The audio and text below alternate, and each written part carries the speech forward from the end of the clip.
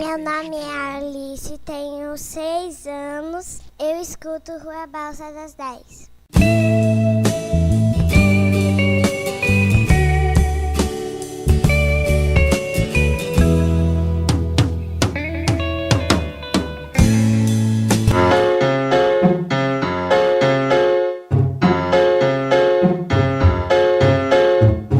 Este é o podcast do blog Rua Balsa das 10. Bem de você, ô maninha, vou pedir a seu pai, ô maninha, para casar com você, ô maninha. Um projeto cultural nascido do desejo de cultivar a simplicidade, independência dos poderes e poderosos e da necessidade de renovar as esperanças em um mundo melhor. Que paixão, ô maninha, palma, palma, palma, ô maninha, pé, pé, pé, ô maninha, roda, roda, roda, ô maninha, abraça o que você quiser, ô maninha. Produção Casa de Utopias, Rua Balsa das 10, Brasil. Roda, roda, roda, ô maninha, abraça o que você quiser.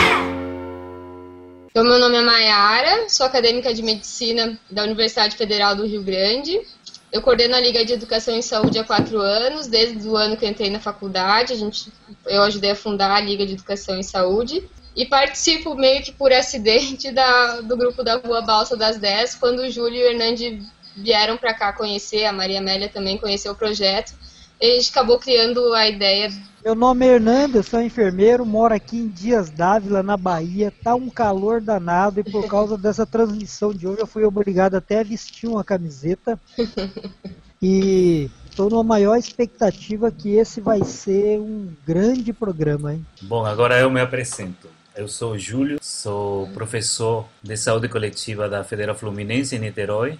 Faço parte da Rede de Educação Popular e do grupo temático de educação popular da Brasco. Participo desde o começo do blog Rua Balsa das 10. Na verdade foi uma ideia assim, meio que coletiva, né? O nome assim foi meio... Depois a gente vai falar sobre isso, mas eu acho que talvez alguns de vocês já leram. É isso. Tem 2 ausentes aqui, tem um que está montando um brinquedo e a outra não tá sumida. Eu liguei para a Amélia tá fazendo o papel de madrinha para o afilhado dela, tá em Pelotas e não vai poder vir.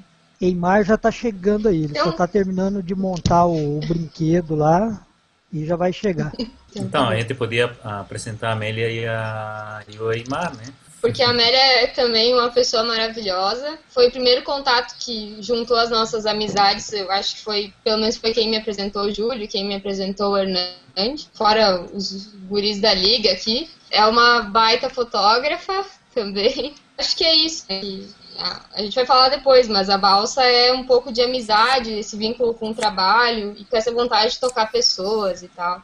E a Amélia é isso tudo também. A Maiara, que é uma menina extremamente organizada, ela fez uma pauta e vamos tentar cumprir para não ficar longo demais, né, Hernando? Porque a gente se empolga, acaba falando horas.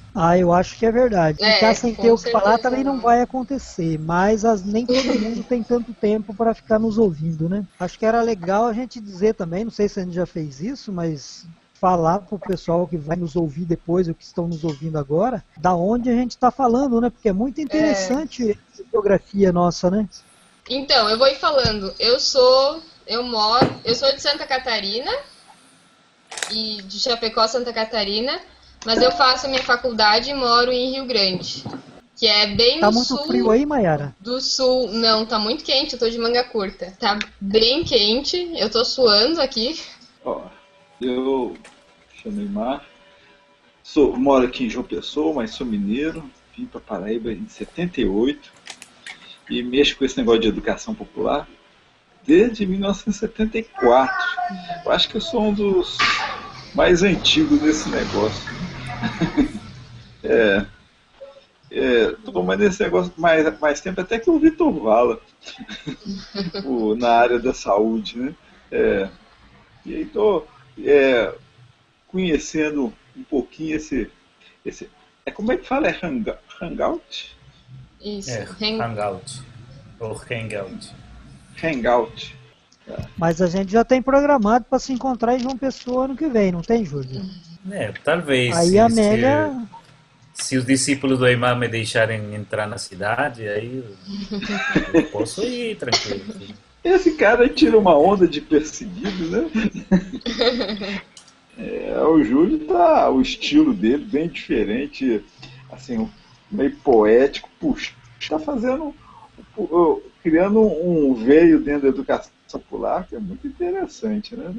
Fala, Imagina gente. se eu fosse assim, poético e bonitão que nem a Maiara, assim. Aí eu tava arrasando já. Né? A minha sorte, para não ser assediado, que eu não gosto de assédio, é que eu sou feinho, então assim, por um lado é poético, mas por outro lado o pessoal me deixa em paz. Assim. O Eimar não, assim, o Eimar é um coroa bonitão, aí a meninada fica nervosa, mas agora ele já tá bem calmo, assim, só pensa em fralda, em, como que ele chama? Patinete, triciclo. Triciclo. Triciclo. Para esse ano, Fala aí, Márcio. um grande orgulho é a vinda do Hernande aqui para ser meu orientando, né? Aí vai ser uma grande alegria que nós estamos todos esperando com muita expectativa de ter esse parceiro tão forte aqui junto com a gente. Pô, que Vamos- maravilha. Eu espero estar à altura das expectativas. João Pessoa nunca vai ser a mesma. Gente, Essa universidade vai tremer.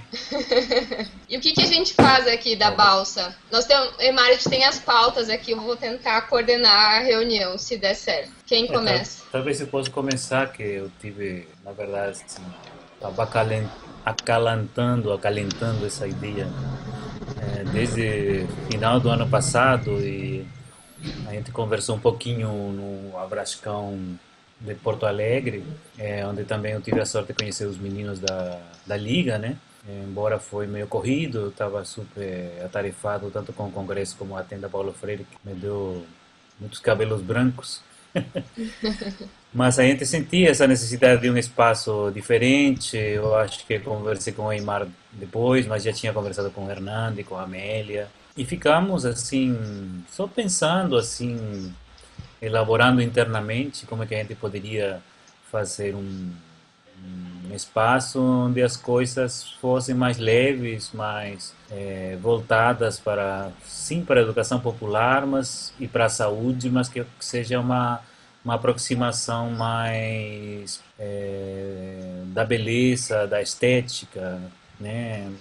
Já que estávamos ou estamos em uma fase bem transição, digamos, da educação popular, onde novos caminhos estão sendo construídos, formas diferentes, e já não podemos falar de uma educação popular só, mas de várias, né? Havia uma necessidade de começar a pensar ou criar formas diferentes, mas assim não conseguimos fazer até fazer aquela viagem para Rio Grande, que foi muito especial, que deu o nome ao blog. Na verdade foi uma brincadeira entre a balsa e eu acho que era uma rua lá em São José do Norte, né? Aquela caminhada que tem umas fotos bonitas. A Maiara não pode nos acompanhar, nos encontramos mais tarde na Barra, não foi? Uhum.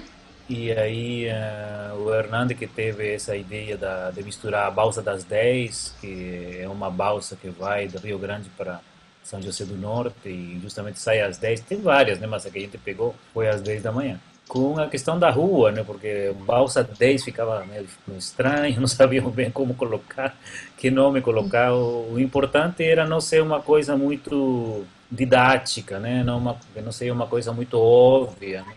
A ideia não era ser não muito acadêmico assim também, com O único meio quadrado. acadêmico da coisa é o Eimar, mas o Eimar a gente deixa porque ele é do bem e também é nosso mestre, então a gente tem que respeitar o mestre, né? Já que ele não é respeitado pelo filho, né? Aí o filho abusa dele.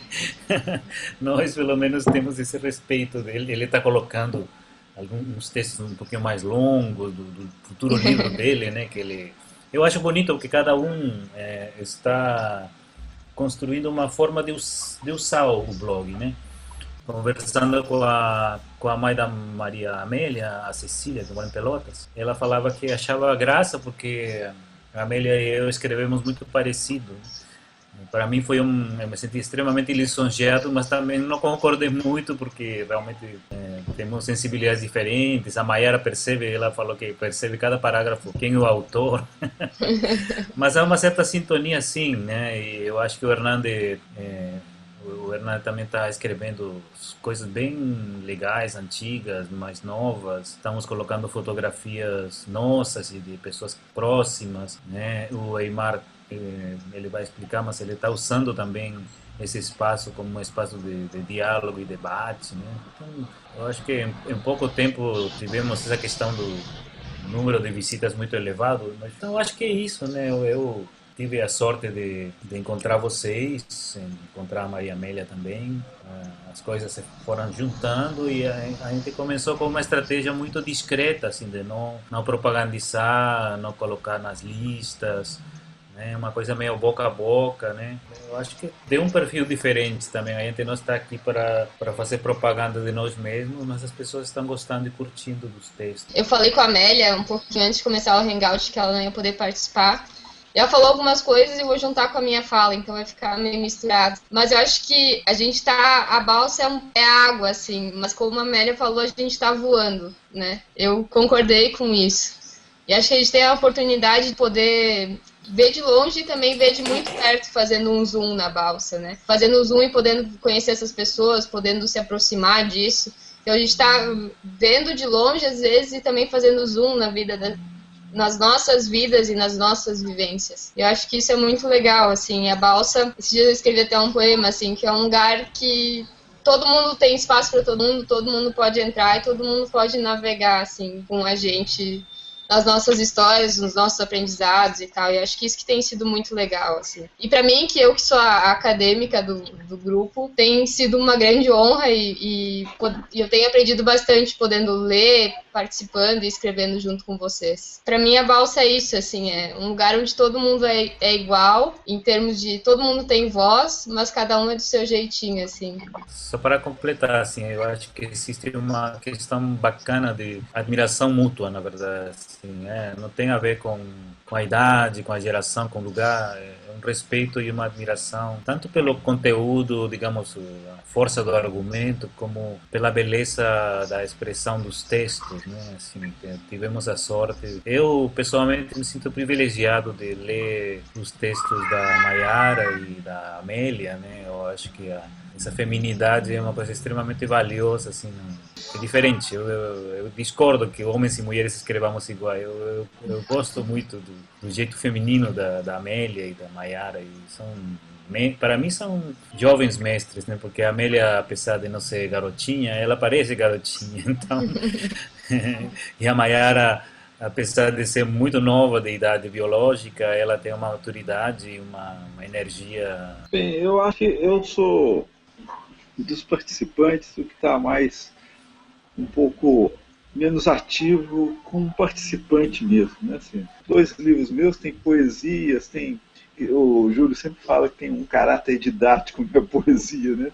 A gente sempre conversa sobre isso, que mesmo minhas poesias têm eles falam de uma realidade subjetiva que eu estou vivendo, mas quer explicar com clareza para as pessoas que vão ler, né? Então esse caráter didático está muito nos meus textos. Foi uma provocação que eu tive no final do ano no ano passado, de escrever para um desafio. O médico da mamãe ganha $300 por consulta, e todo mundo admirando, e aí um pouco com inveja, e depois não, tem todo um time de pessoas que não busca isso. Aí comecei a escrever para o que seria o que motiva esse time, pelo menos uma parte desse time. E aí essa coisa me provocou muito, mas mesmo assim, eu não conseguia dar continuidade. O que eu fiz foi um curso, aí volto o caráter didático, que eu ia discutindo os textos. E aí o blog era um pouco uma etapa desse processo de aperfeiçoamento dos textos. Então, você vê, é algo numa lógica completamente diferente do que vocês estão fazendo, né? E eu acabo que nem eu tenho lido algumas coisas, mas nem tudo eu tenho lido do blog. Então eu sou um mau participante do blog. Então é um pouco esse, é o meu possível agora. Eu acho que os textos do Eymar, eles casam bem com a balsa, porque é uma espécie de nova fase, meio uma ousadia do Eymar. Eu gosto muito de brincar com a Amélia e o Hernande sobre essa questão da dimensão profética, né? Que eu tive uma experiência de trabalhar com a Igreja Católica há alguns anos, li muito, apesar de não ser católico. Eu tenho uma certa admiração profunda por certas pessoas da Igreja Católica, muito poucas, né? Mas assim, o Eymar, nessa fase nova, eu acho que ele tem tido essa ousadia de abraçar, digamos, esses novos temas, um certo jargão muito mais, eu não vou falar teológico, mas mais pastoral, no sentido assim, de querer trabalhar as coisas de uma maneira um pouquinho além da academia, coisas que a academia formal não deixa, né? E agora que ele está com uma fase nova, né? Aposentado, com filho pequeno. Então, eu gosto muito desses textos, acho que eles casam bem. Quem sabe daqui a alguns 3 a 5 anos ele comece a escrever boa poesia, abra mão desse didatismo que ele, né? Que, assim, eu acho que porque assim, tudo tem seu custo, né? Se você quer abraçar um determinado jeito de enxergar o mundo, né? Que, por exemplo, a teologia e a libertação nos traz, tem certas coisas da experiência humana que você não vai ter acesso. A gente não pode ter tudo, pelo menos ao mesmo tempo, né? A gente pode ter várias fases da vida. Eu acho que o Eymar está numa fase nova, está mudando, assim, no bom sentido da palavra, assim, essa brincadeira minha sobre a poesia é justamente isso, né? Você tem um certo olhar, uma certa experiência em relação ao mundo. E aí ela vai configurar tua linguagem, tua expressividade, tuas imagens, a música que está contida no verso, né? A poesia realmente ela é... Bom, dá para falar muitas coisas sobre poesia. A Mayara sabe até mais do que eu, porque escreve mais do que eu agora, né? Eu acho que quando eu tinha a idade dela, eu escrevia quase tanto quanto elas, né? Também tudo tem sua face, né? Às vezes eu escrevo pequenos poemas de 3 versos, para mim é uma alegria de síntese, né? Mas na época da Mayara, quer dizer, da idade da Mayara, eu era extremamente prolífico e proliferante também, né?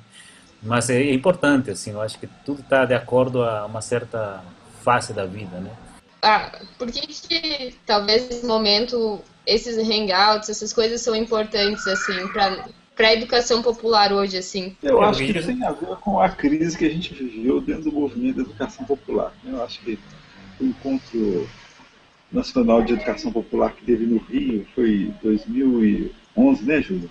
Foi muito pesado. A gente começou a sentir como que o movimento da educação popular, na medida que ele tem hoje recursos do Estado, está se tornando uma política, ele virou campo de disputa de espaços muito... Essa disputa de espaço sempre teve, né? Mas era uma forma muito mais leve. E agora, pessoas que estão mais próximas dessa estrutura, então que tentam ficar mais próximas da estrutura, algumas delas jogam num nível muito desagregador, manifestou muito no encontro. Então foi o ato mais forte, consequente, foi o fechamento da lista feita pelo Júlio, que gerou muito mal-estar de muitas pessoas. Por isso, assim, como é que esse cara tem o direito de fazer isso, né? Mas acabou, eu não sei se ele tinha direito ou não tinha, mas assim, que acabou sendo um fato político. Né?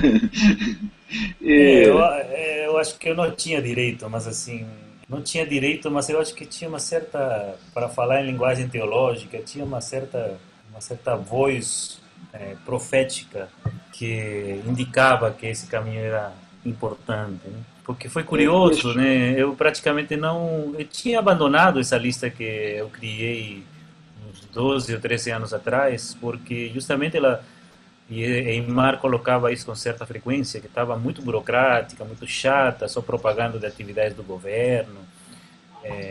e depois começou a ter algumas discussões mais de briga, né? Só que no final do ano passado eu tive uma apendicite, pouco depois do abrascão, parece que a saúde coletiva me faz mal, e fui operado de urgência, né? Então eu fiquei aqui em casa meio à toa, estava com esse computador, esse mesmo computador, e aí comecei a ver as mensagens e por acaso estava tendo uma série de brigas, só tinha baixaria.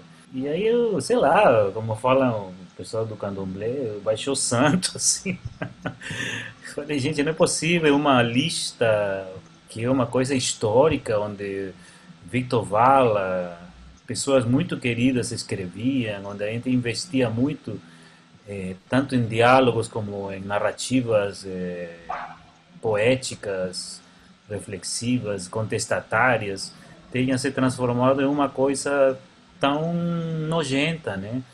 Porque o que é o mais nojento dessa questão da educação popular no governo, né? É porque você acaba se transformando em uma espécie de funcionário de certos políticos que podem falar que são de esquerda, mas que acabam agindo com base a interesses corporativistas, né? Escondem uma série de situações ruins, né? E há uma manipulação, então a educação popular como manipulação, eu fico muito triste, me lembra um pouco, sei lá, o ministro de comunicações do Hitler, né? Ou então, sei lá, qualquer pequeno ditador da América Latina vai começar a manipular o povo com uma série de coisas, né? Então, assim, é claro que muita gente vai ficar puta escutando essas coisas, mas eu acho que é importante colocar esse mal-estar, né? Eu, na verdade, assim, depois de ter acabado com a lista, eu senti, claro, uma certa rejeição de várias pessoas, de grupos. Eu fui meio marginalizado de vários processos. Na verdade, por um lado, eu me senti grato de ser marginalizado, mas por outro lado, eu senti que politicamente não estava sendo correto, né? Então, assim, sei lá, o Imar sabe, né? Me conhece há muitos anos, sabe que eu não sou desse estilo brigão, eu não sou desse estilo de ficar destruindo coisas, mas eu acho que quando fiz 50 anos eu entrei na adolescência e aí entrou essa questão de querer mudar certas coisas que eu tinha deixado para lá, né? Falar assim, gente, o negócio, toda lista tem uma senitude, um envelhecimento natural. Mas aí depois, sei lá, o ano passado eu fiquei tão indignado, né? E eu sei que eu não tinha direito, mas eu sei que tinha um espírito dentro de mim, me indicando um certo caminho, como se fosse um surto psicótico. Ou então uma experiência mística, digamos. Eu estou sacaneando o Imar. Mas assim, acabou tendo um sentido, porque a lista se mantinha pela inércia, né?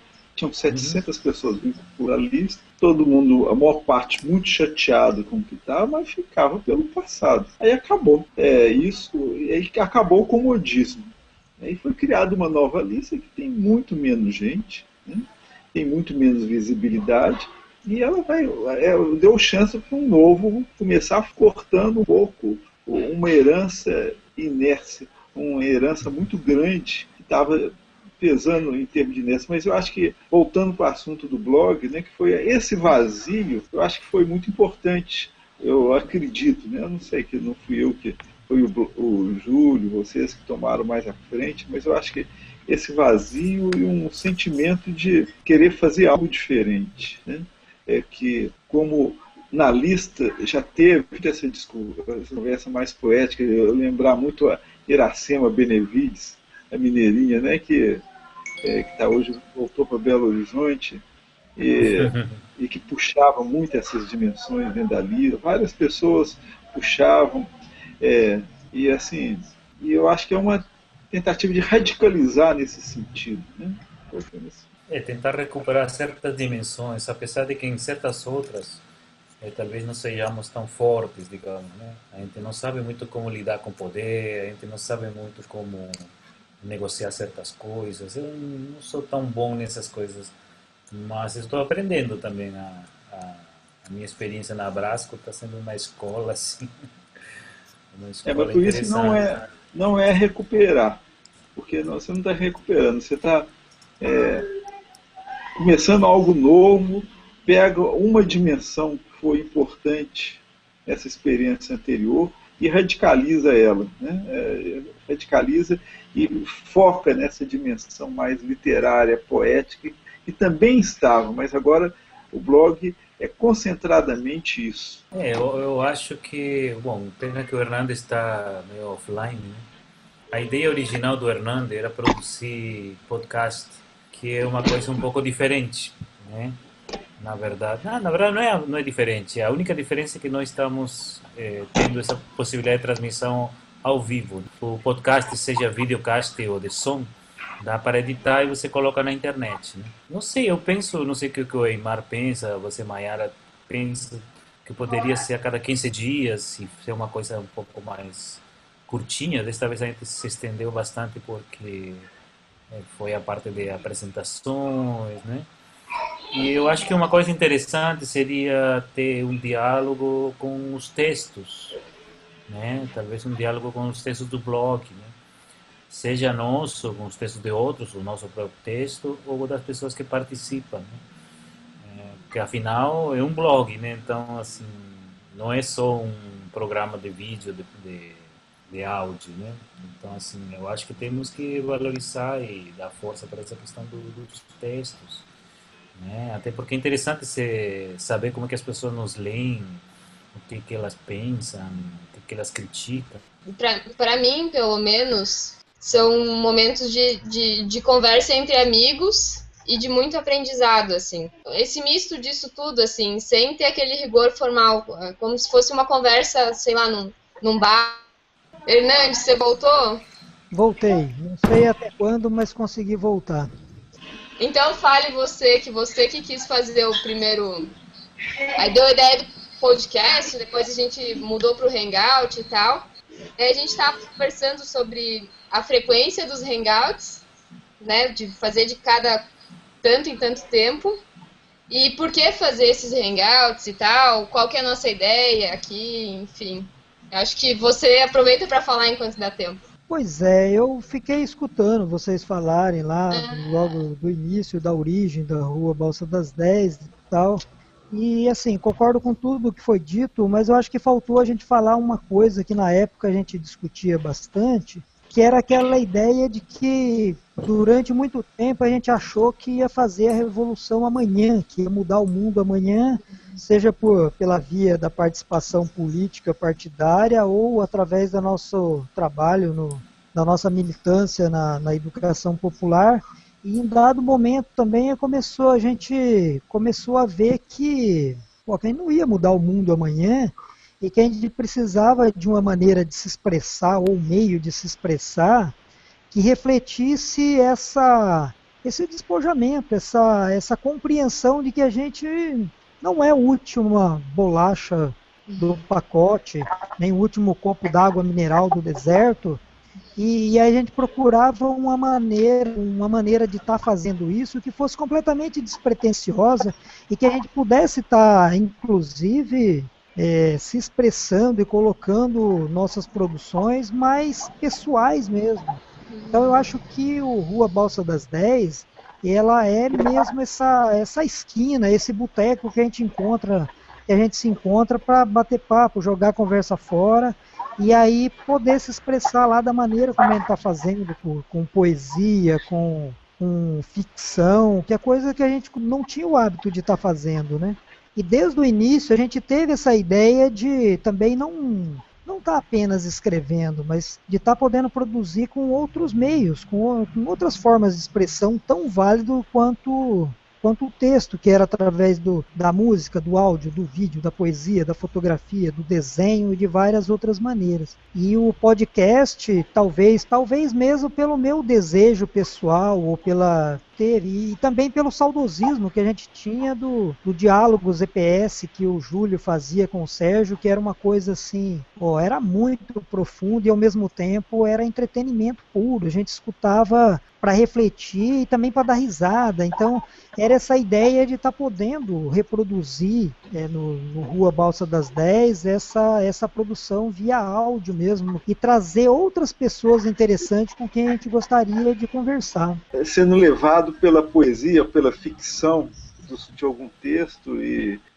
provocado por isso, continuasse na oralidade algo que está no espírito do próprio blog, né? Não sei. Eu acho que a gente tem que ir trabalhando com a tecnologia que a gente tem. A Amélia deu uma ideia para o próximo Hangout, que é coisas especiais que acontecem em contextos muito adversos. Eu adorei, mas não consegui imaginar ainda do que se trata. Agora, eu também estava pensando da gente, mais para frente, começar a convidar algumas pessoas para a gente conversar. Eu tenho uma colega que eu descobri aqui em Dias Dávila, psicóloga, e ela trabalhando no interior, ela me disse que uma vez teve que tratar de lobisomice. Eu acho que lobisomice é um assunto muito interessante para a gente conversar em algum momento também. Eu acho que esse é um assunto que eu gosto muito, muito, Hernande, porque eu comecei a estudar muito, eu escrevi um texto até no blog sobre isso.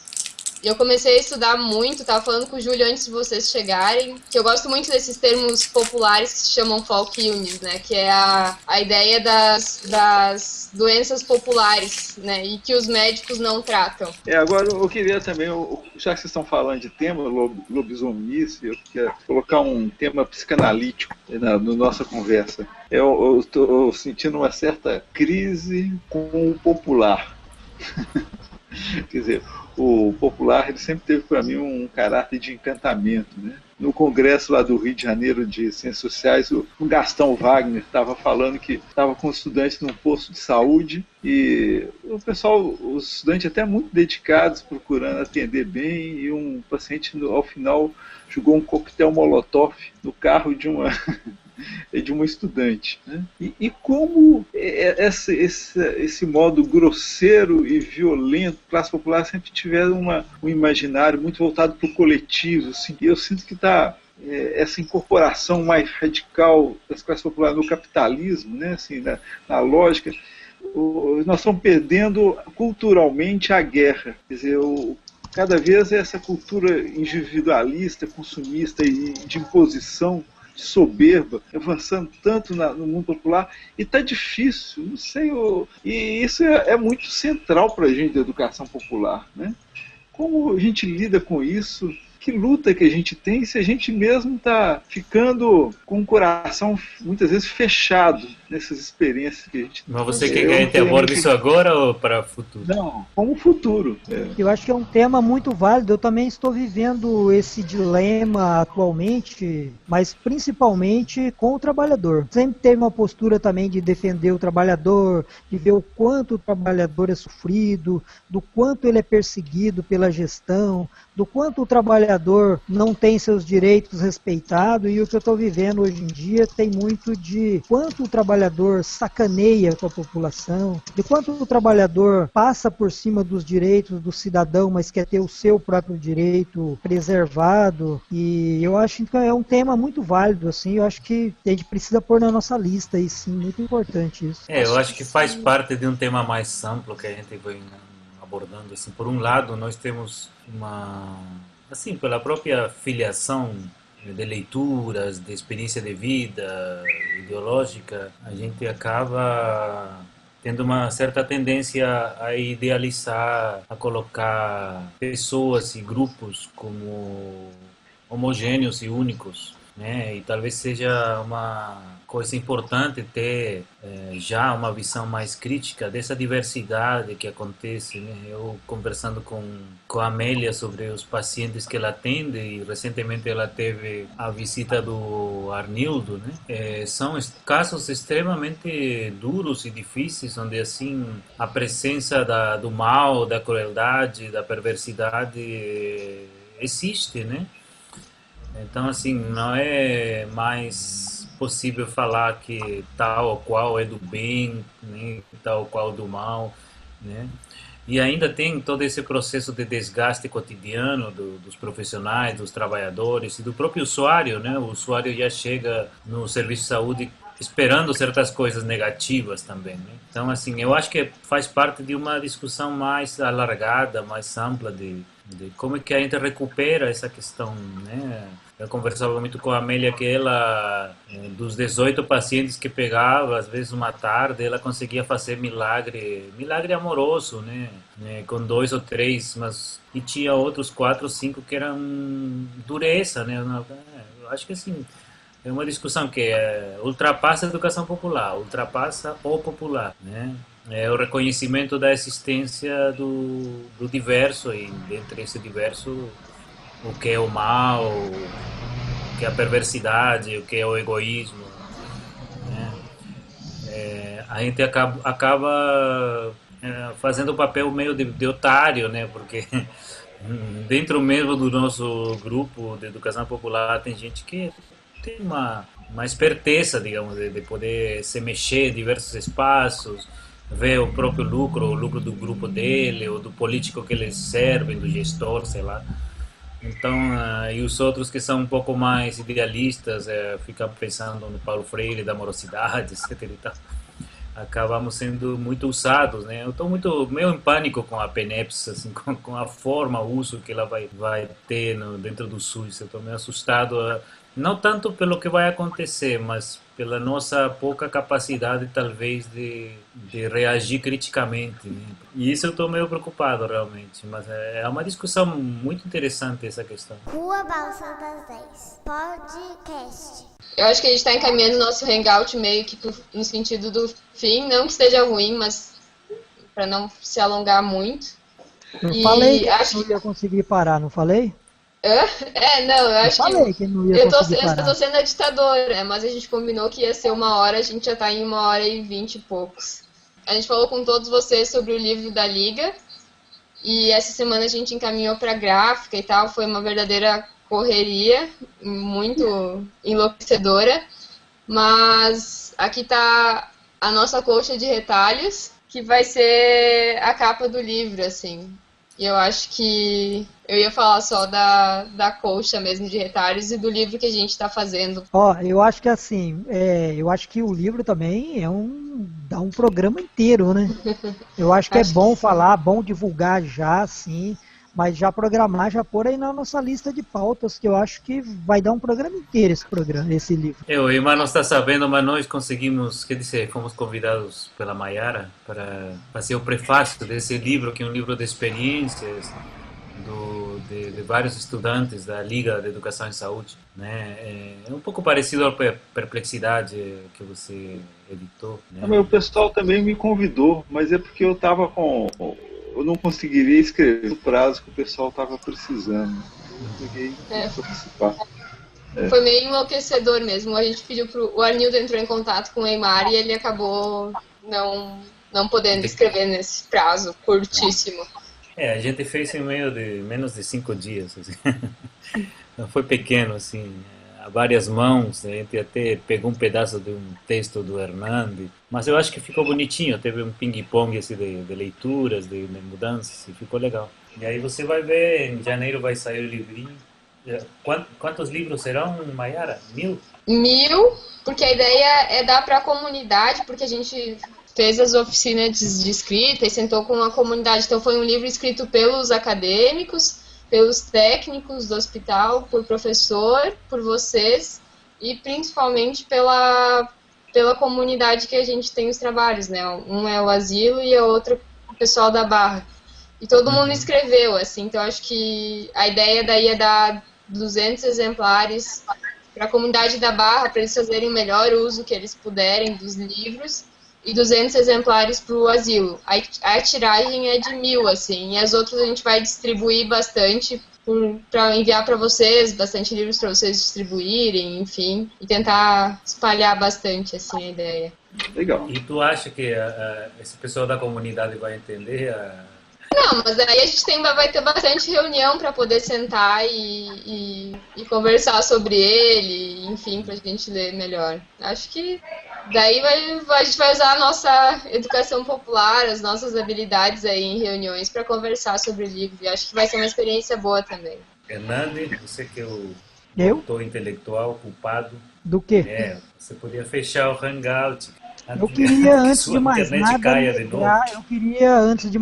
negar tudo isso, porque Eu vi que vocês me culparam, mas eu não posso receber essa culpa. Essa ideia foi uma construção coletiva mesmo, assim, e eu me lembro que nasceu muito do desejo inicial do Júlio. A gente não sabia exatamente o que a gente ia fazer, mas eu me lembro como se fosse hoje o dia que a gente batizou o Rua Balsa das 10. Pô, ele levou quase um dia fazendo uma tempestade, um dilúvio de ideias, e aí cada ideia a gente discutia conceitualmente o que aquilo queria dizer, e até a gente chegar no Rua Balsa das 10 foi uma construção assim. Essa construção valia um texto, hein, Júlio? Um daqueles textos bonito e poético que você e a Amélia conseguem fazer como ninguém, eu acho que valia a pena, porque foi uma construção, não foi nem só uma construção de um dia, a gente levou uns 3 meses nessa construção, mas aquele dia lá em São José foi muito marcante mesmo. Foi. Eu pensei em fazer um texto dialogando com as fotografias que fizemos naquele dia, né? Que teve essa fotografia dos Beatles de São José, é boa essa fotografia. Tem você, o Luan, o Arnildo e a Amélia caminhando, assim. E Parecia o que estavam Luan é o atravessando. retrato final, assim, do Balsa das 10. Pois é, a gente pode convidar também o Arnildo e o Luan para participar de algum hangout. Ah, com certeza. Acho que não só, se a gente fizer um falando do livro da Liga, eu acho que dá pra selecionar vários. Rua Balsa das 10. Podcast. E bom, mandar um abraço para a Amélia, que ela não conseguiu estar aqui por culpa do Patati Patatá, a galinha pintadinha e o balão mágico, né? Porque ela estava na festinha de criança. Então, aproveitar também e mandar um abraço pro Luan, pro Arnildo, que com certeza eles vão ouvir esse programa depois, né? E também para dona Cecília, que com certeza ela que lê muito o nosso blog, com certeza vai ouvir também esse programa depois. Muito obrigado, Mayara, pela iniciativa, pelo esforço tecnológico também. Né? Tá bom. Então tá. Final de ano aí. Um abração para todos. Tchau, gente. Tchau para todos aí. Bom final de semana para todos. Tchau, tchau. Tchau. Você ouviu Rua Balsa das 10, o podcast.